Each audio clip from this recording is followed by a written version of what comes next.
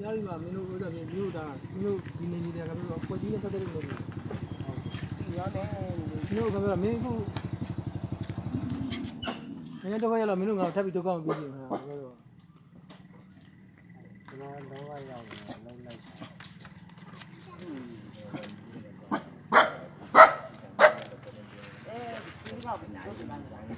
သူ့ဘယ်ကနေတိုးခဲ့တာလဲ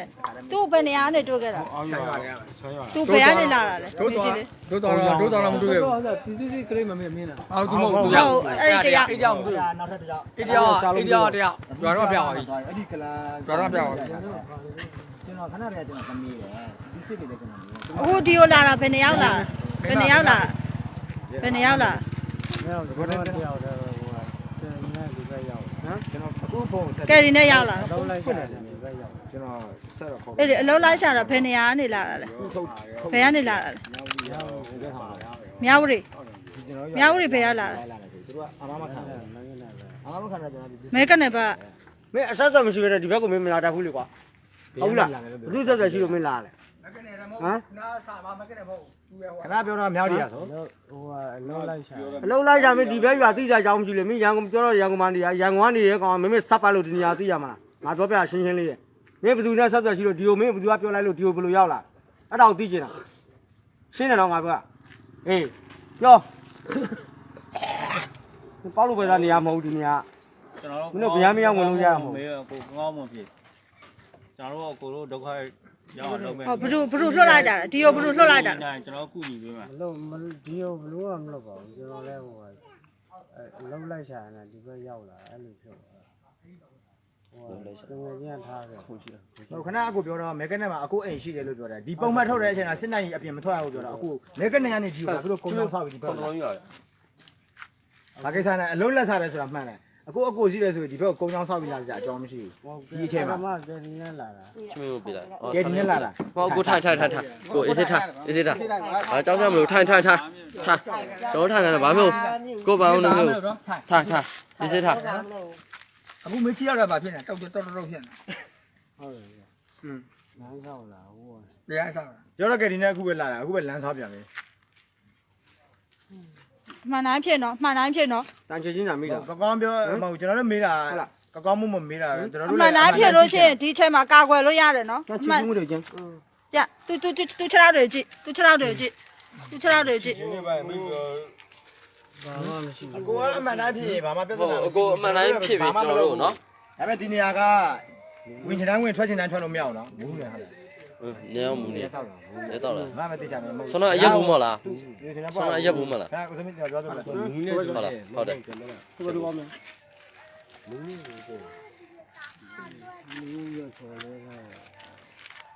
ကိုမှန်ပြေးလိုက်နော်ဟောမှန်တိုင်းဖြစ်အမှန်တိုင်းဖြစ်လို့ရှိရင်ပြည်သူကနေတော့ပြည်သူပြန်ကာကွယ်လို့ရတယ်မှန်တိုင်းဖြစ်ကြည့်သူ့ကြည့်အင်းကြီးလေဘင်းတို့ကြည့်ကျော်မတော့ဟိုဒါဝင်ပြမကျော်မတော့ဒါစီရကလုံးကလုံးမတော့တုံလားဆက်ဟုတ်ကလုံးမတော့တုံလား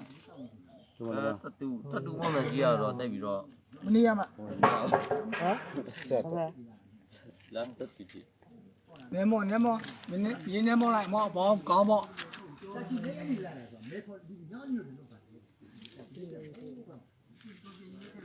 အခုနေရက်တာပါလား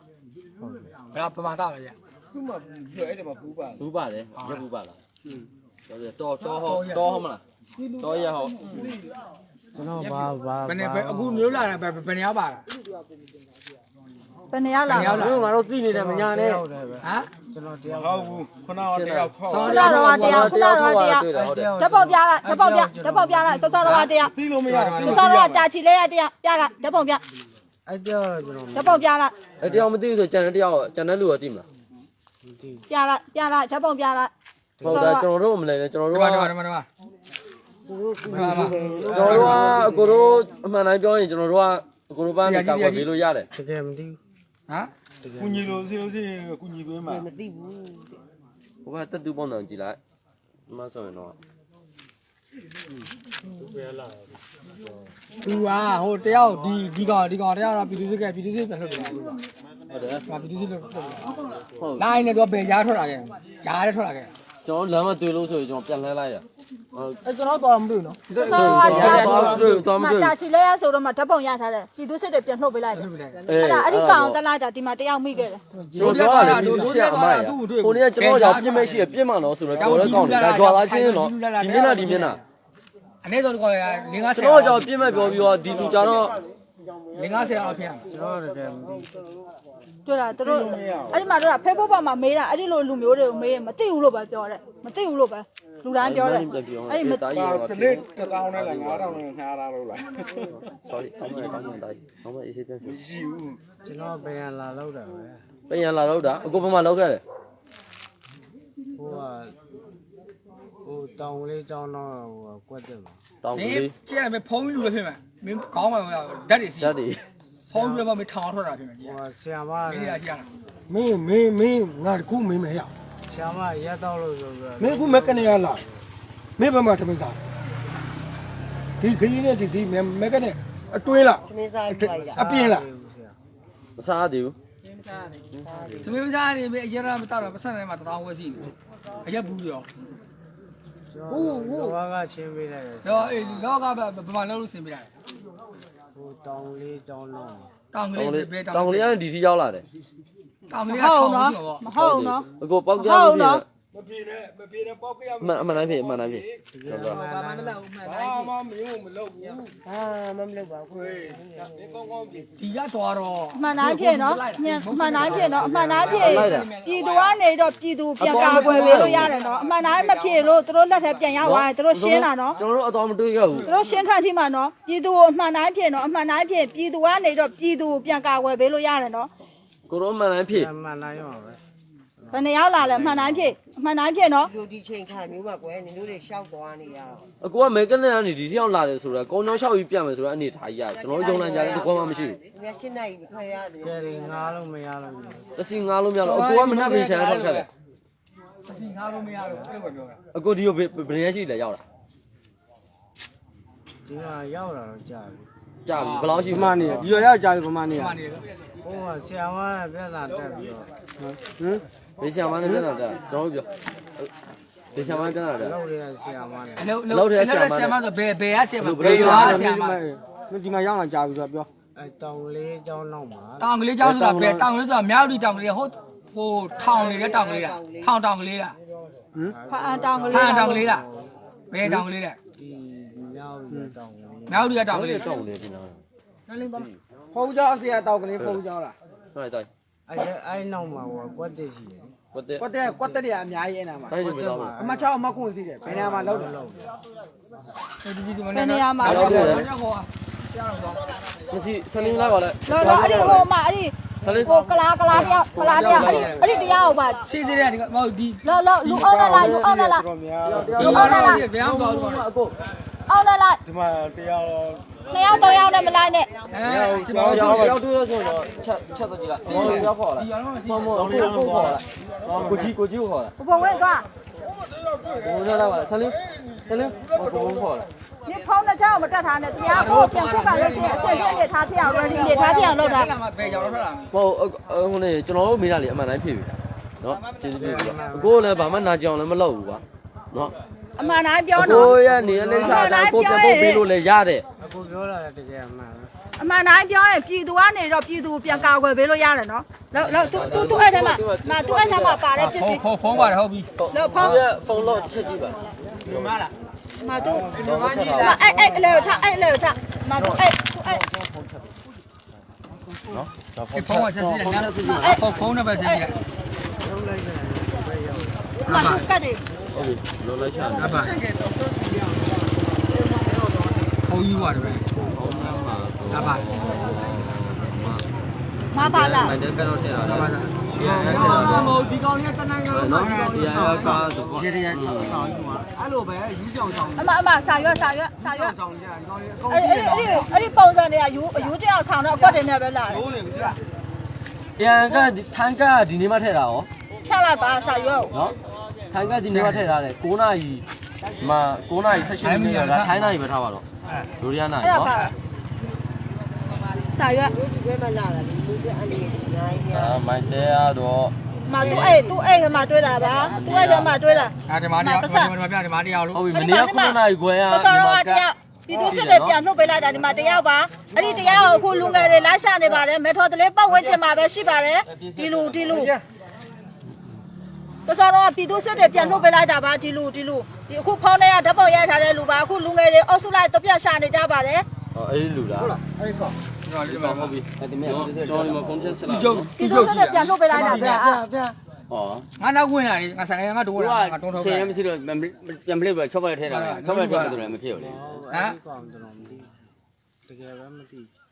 နေသိရမယ်လေခေါင်းငေါ့သွားတယ်ဆိုနေသိရမယ်မကြီး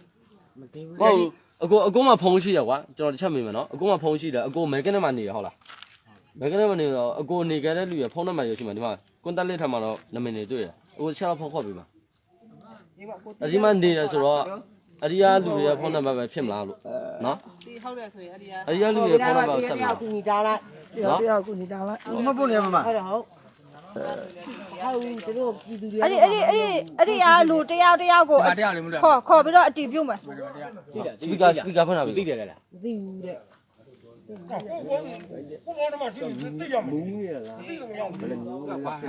ဟုတ်တယ်ကိုတော်ရဲ့အဲ့ဒီမိတဲ့လူတွေအကောင်လုံးအဲ့ဒီပုံစံတိုင်း ထောက် ပဲ ခံစား ဒါတော့ကနိုင် တို့ရဲ့မျက်နှာတွေနဲ့တို့ရဲ့မျက်လုံးတွေ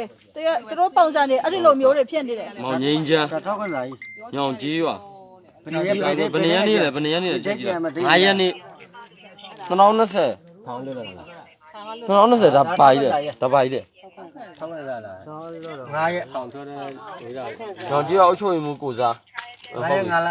9ရက်9ရက်မလား 9ရက်မဟုတ်ဒီမှာ9ရက်တော့ဟုတ်တယ်ဒါကဘာလားဒီမှာ2020 9လထဲရပေါ့ 2020ရဆို ကျောင်းတော့လိုက်ရတာဘယ်လို ထောက်တော့ 9လား ဘုရားနဲ့စားတယ် ငါမို့တယောက်ကြတော့ထောင်ကျွတ်တယ်ဒါပဲလက်မှတ်တွေပါတယ်အဲ့ဒါလိုက်ရမှာ ဒီမှာ ဒီတရားကဟောပြည် ဒီ သူ မှာ တွေက သူမပါခဲ့တာက ဝိုင်းဆိုင်နေရတာကို ရက်လာတာရက်လာ အိမ်မှာအဲ့တော့ ဟုတ်တော့ကျွန်တော်ရက်လာ တောင်းလိုက်နေအောင် မတော့လေဟုတ်ရက် ကြည့် ဟုတ် အောင်နော်ကြည့်လို့ ဟောသူပစံလေးဟုတ်ပြီပစံထည့်ပြီးတော့ချက် စီးစက်တွေကစားလက်ဆက်ဖြစ်နေ နော် တစီးစေးအတိတ်ပါတယ် စီးစက်လက်ဆက်ပဲစားလက်ဆက်ပဲ ဘက်စီတစည်းပါတယ် 9လပိုင်း9ရက်နေ့တည်းရဆိုလို့ရှင်ကွာမင်းဒီနေပါတောင်းအရှက်ကြာမမို့တော့ဘာမှ plastic မခုတာကိုယ်မှတင်နေတာမှဒီလောက်မရှိဘူး6လ9လလောက်ပြီပါဒါစီကရှိတာလည်းပါမလို့လေ လေအဲ့ဒါတော့ချိန်နေတာခောက်ထဲတာဟိုဖုံးတက်ဒီပါဒီထဲမှာထဲတာလို့ နော်ကိုရှိတယ်နော် ဟာ ဒီလိုတော့ဘာထားလို့ဘာထားမယ်လေ တုံးနေသွားမယ်လား ဒီမှာ ဘိုးတော်ကိုဖြစ်နေ ဘာပစံတောင်းဝဲနော်နော် ဒီလိုတော့ငါတို့တွေ့ရှိတယ် ဒီမှာလေ3ရက် ဆက်မနဲ့တောင်းလေးရှိသေးလားသူပစံ တောင်းမအဲ့တော့2000 ပတ်စံတောင်းဝဲလားတောင်းဝဲလားတောင်းလား 2000 9000နဲ့ရွေး ပါဝါဘပါတယ် နော် ပါဝါဘပါတယ်ဖုံးပါတယ်သူမှ နော်ဒီမှာထည့်လိုက်ပြီကျွန်တော်ဒီမှာအသွေးကျိုး ဒီချိန်ကြီးခါကြီးကွာဟိုလမ်းကြီးကိုထွက်လာပြီးတော့မှကိုရီးယားပြန်လာမှသူထွက်လာဘယ်ကပြန်ထွက်လာကဲဒီငါးပါးပြန်လာ ဒီချိန်က10နာရီ8နာရီဆိုအမိတ်ထုတ်ထားတယ်မဟုတ်လား အဲ့ဒါကြောင့် ပြင်မိတ်ထုတ်ထားတယ်မဟုတ်လားအဲ့လိုကြောက်တာဘူးမဖောင်းလား မလိုက်ဘူးလေဒီများပြင်မိတ်ထုတ်တာသူကမူးကြောင်ယူကြောင်ဖြစ်မှာပေါ့မူးကြောင်ယူကြောင် သူဘယ်ကလာတာလဲပေါ့ တောင်ကလေးရ အော်ကလေးကနေလာတယ်ညာဘူးကနေကြိုပြီးပေါ့လား မြောက်ဘူးတောင်ကလေးတဲ့မြောက်ဘူးတောင်ကလေးတဲ့အဲ့ကွက်တစ်ထဲမှာသူဟိုတောက်တရံလုံးတယ်လိုက်ချတာ ရန်ကုန်ပါပဲမို့သူတို့ကသူကပတ်ပြီးတော့ဒီပါ လိုပဲတက်တယ်ဒီဒီ ဒါကြောင့်ကြည့်တယ်ဖနစီးကြတယ်ဖနပါကြည့်တယ် ဒါတော့စီသူတို့ကစစ်တက်တယ်သူကရေးလောက်ခဲ့ဆိုတာ စီး ဒီ ကြတယ် ကူ ဖ ဖော န င်း ပါ ဆောက်ပေး ကြ တာ ည့် လေ တယ် ဒီမှာတယောက်ရောက်လာတယ်အခုနောက်ထပ်ဟို ရေးကြောင်း တယောက်ကို ခေါ်လို့မရ ဟိုတယောက်ကိုသွားပြီးတော့လူငယ်တွေတပြန့်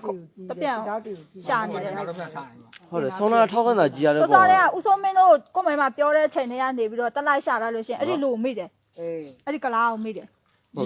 ကနဲ့ရတော့ဘူးသွားရင် အေးလေ ဟုတ်ဘူးလေသူများပြောတာ2ယောက်တည်းပြောတာမဟုတ်အမဘဝင်းတို့တွေအုပ်စုလိုက်အမစုပြီးတော့သွားခိုင်းတာ မမကူလာဟိုခေါ်တာမလာဘူးတဲ့ ပြည်သူစစ်တွေပြန်ထုတ်ပေးလိုက်တယ်လေ ကျွန်တော်ထောက်ခါစားရကြီးရတာမူမမှန်ဘူးတိတ် မတော်ထောက် ပြည်သူစစ်တွေ ရိုက်ကောက်ဝင်သာရိုက်တော့ပြတယ်ကော ဟုတ်ပါဒီချိန်က9လပိုင်း2020တရားဆို ဟုတ် ရင် လေဒါသူတေချာခောက်တော့သူထည့်ထားလို့လည်းနေမှာပေါ့ ဒီလိုလွဲချမ်းမှထည့်ထားမယ်ဆိုရင်တော့မဖြစ်နိုင်ဘူးလို့ ဖြစ်နေရဖြစ်နေရလေဘာဖြစ်ဆိုတော့ ဒီလွဲ ဒီတော့တော့ဒီကစားလောက်ခုနလား သူတို့မူတဲ့လူကသူတို့ကမသိတာဘူး 905လ ဟောရန်ကုန်လည်းဦးရန်ကုန်ပြောတယ်ရန်ကုန် နေရရကုန်နေရရကုန်မလား အဲ့လိုညီလေးမကိုတို့ကတရားခေါ်တာကကြီးမချက်လာခဲ့အောင်ဆိုင် ဟောရကုန်ကအမေရှိတယ် ဟိုတရားကိုတခေါ်တာနောက်တယောက်တွေ့ခဲ့တယ်လို့ 14နှစ်တော့ပဲလေ ခုနတရားမိခဲ့တယ်ဗျချက်လာခဲ့အောင်ဆိုင်ချက်ကြည့်တိုင်း လေးနေတော့ ဟာအခုလာခဲ့ စလုံးနဲ့စလုံးဟုတ်အဲ့စလုံးမဟုတ်လေနော်ပတိမမီးလားဘောနဲ့ပြောက်သွားတယ်အဲ့ဒါကြောင့် ဘေးထဲပြောင်းနေ ညောင်းရပဲဟုတ်တယ် ဟုတ်ပြီဒီပြော ဟုတ်လေ ခမကြီးကိုထားတာဘယ်လိုဆိုရယ် ဒါအောက်ကတက်လာတဲ့ဟာ အောက်ကစား အော်တက်လာတော့ သူပြောတာနားထောင်သူပြောတာနားထောင် ကိုမေးဖြေတော့ပြန်လာဟုတ်လား တက်ကြပြောတွားကြအောင် ဟုတ် ကျွန်တော်လည်းလာရောဘူးချင်းချင်း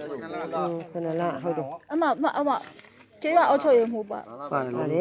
ဒါမှစီးရအစားအကုန်လုံးကွက်တီးဖြစ်နေဒါမှလန်းလန်းစစဖြစ်နေ तू ဘလောက်တိန်လာလားမသိဘူးအဲ့ဒါ ဟောသူကတိတ်မလန်းတော့ပါဘူးကွနင်းရလဲဒီမှာပတ်ပလန်မကြည့်ပါဘူးခောက်ထားတာဒီလောက်မလန်းတော့ပါဘူးဒါပေမဲ့ तू ကပြီးသွားပါတော့မပုတ်တယ်မရှိတော့ဘူး ဘယ်ကနေကိုပြန်မယ် မက်ကနဲ့ကိုဖုံးဆက်အခုဖုံးဆက်က ကျွန်တော်ဟုတ် မက်ကနဲ့ဖုံးနံပါတ်ရှိရမယ် ဟိုမှာကွန်တက်လစ်ထောင်ဖုန်းနံပါတ်ရှိတယ်ဆက်တော့မရဘူးမဟုတ်ဖုန်းပေးရှိတယ်မလားတို့ ဟုတ်လေဗာ ဖုန်းနံပါတ်သူရှိတယ်ကွန်တက်တယ်မှာ အဆက်မရှိကြလား ဘာဖြစ်လို့လဲခေါ်မရသူဖုံးနံပါတ်မေးလိုက်ဖုံးနံပါတ်မေးတော့ခေါ်ပေးလိုက် ဖုန်းနံပါတ်ရှိတယ်မှာသူကကွန်တက်လစ်တယ်မှာ ဆရာဖုန်းနံပါတ်တော့ဆရာဖုန်းနံပါတ်ချက် အေးဖုံးနံပါတ်ခေါ်ပေးလိုက် ဆိုပြီးနှိုက်ပြ မို လိုက် င်တယ်မိုင်တယ်အဲ့ဒါ ဒီချိန်မှာကျတော့ကျွန်တော်တို့လည်းမေးရမယ်လေနော်စိတ်မရှိရဘူး ညအချိန်ကြီးခါကြီးတကယ်ပြိမိတ်ပြီးထားတာရှောက်သွားတယ်အော်ဝင်လိုက် ကိုနံပါတ်ဘယ်လိုလဲ မဟုတ်သူ့ပေးပြောလိုက်သူ့ပေးပြောလိုက်တို့စပီကာဖွင့်လာတယ် ပြောလိုက်ကိုနံပါတ်ဘယ်လိုလဲ ဖုန်းချပါတယ်ဖုန်းချပါတယ်ဆိုတော့ထောက်ခေါ်မယ် ပြန်ခေါ်မယ်သူပြန်ခေါ်မယ်လို့ငါမခေါ်ရမှာ ဟိုသူ့ဖုန်းနံပါတ်သိနေလို့ပဲချသွားတာ အေး ချရတာဒါဟိုဒီတယောက်မှလုံးဝမကန်ရဘူးတော့ပြောင်းစား ဒီချိန်မှာတက်လေးနေကြတော့ ဟာ သူဖုန်းကြမကန်ဘူးကွာသူဖုန်းကြီးကဟုတ်ကဲ့ရဒါကြတော့ဘယ်လိုဖုန်းလဲရှိလားဘယ်စီဖုန်းမလဲ ဒါသူအဝင်ဖုန်းနေရတာ ကြာဟိုဒီစားပြီလားကျွန်တော်ဟုတ်ဒီဖုန်းဟုတ် ညီဖုန်းဆိုလည်းညီဖုန်းနဲ့ပဲဆိုလည်းပြီးရောပေါ့ဟော တယောက်ကိုင်တော့အချိန်ကြီးတော့ပြောလို့ကိုမြင်လို့ရ လို့ရ ဟုတ်ကဲ့ကိုပြော မြို့မနေတယ်မြေးရ ပြောအေးนี่နေပါမှာအိမ်မှာဟောကျွန်တော်အာငါဒုက္ခရောက်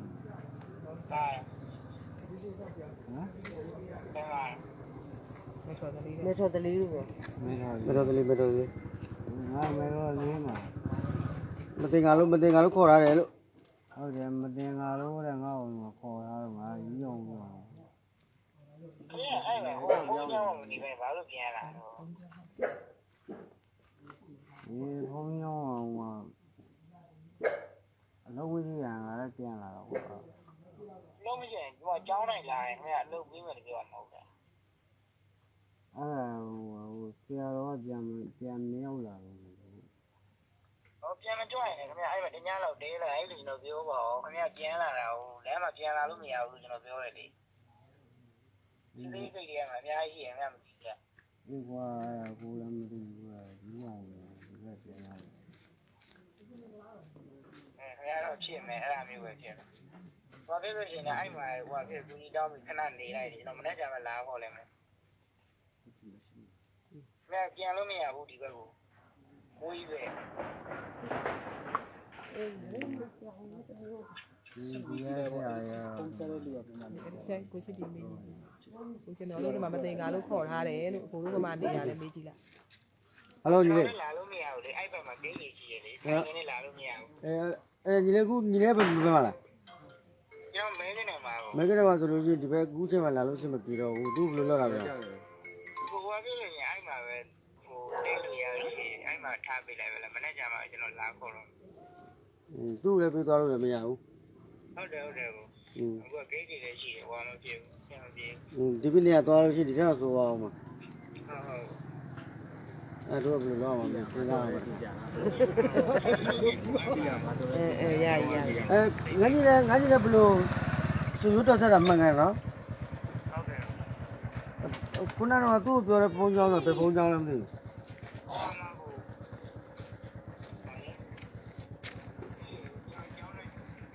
သူပဲကြောင်း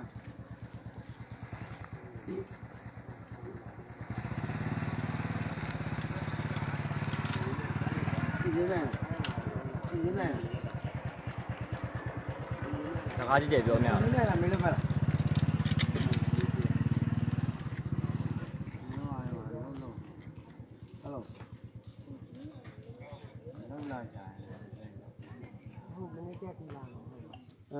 那家里是这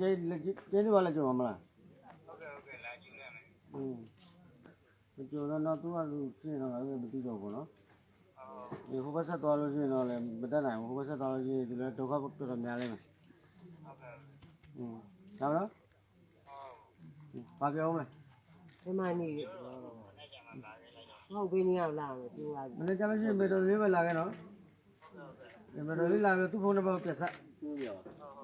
你现在要是就出来了。 ဒီ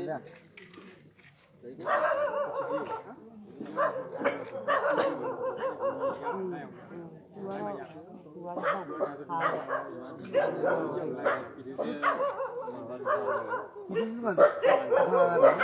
နော်အဲ့လိုပဲနေလိုက်လည်းကြမှာသူတို့ခေါ်တယ်မတူပါဘူးကျွန်တော်တို့ပို့အောင်ပါအောင်ထုတ်တယ် ဒီနေ့စားရတယ် ရဘာမို့စားကြိုးလိုက်ဒီကအိပ်ဖြစ်မှာလည်းမဟုတ်တော့ပါဘူး ဒီမှာပြေးသွားလို့မရဘူး မို့ကိုစီကကိုပါနော်အမ ကိုလုံးပစ္စည်းဆောင်ပါတော့ ချက်ထဲတာ နိုင်တဲ့ဒီလာကြိုးကိုလိုက်ပါလိုက်နော် ဟာထောက်ခံစား အေးထောက်ခါပြန်ထက်ပြန်ထက် ဘုံကကျော်မှာထည့်လိုက်ရတယ် သိနေတယ်လောက်တည်းအမေကြီးထုတ်ထားတယ်လိုက်သွားတယ် ညမှာစတော့ထုတ်ရတယ်လာလာ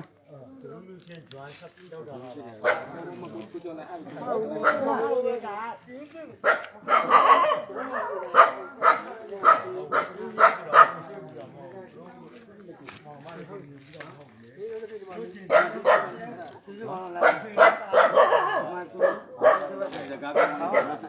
ရက်ကနေတာဖြစ်နေပြီ ဘာမှတော့ပြဿနာမရှိနော်ဒီဆွေးနေတော့ ဟောအေးစေးအဲ့ သူ့ဟာလည်းပြန်ပေးလိုက်တာဘုံလည်းပြန်ထည့်လာပြီနော်အားမလို့တော့တေးကြတယ်ပြောလိုက်နော်ဘုံပြောပါဘူးအော်မင်းကလည်းကျွေး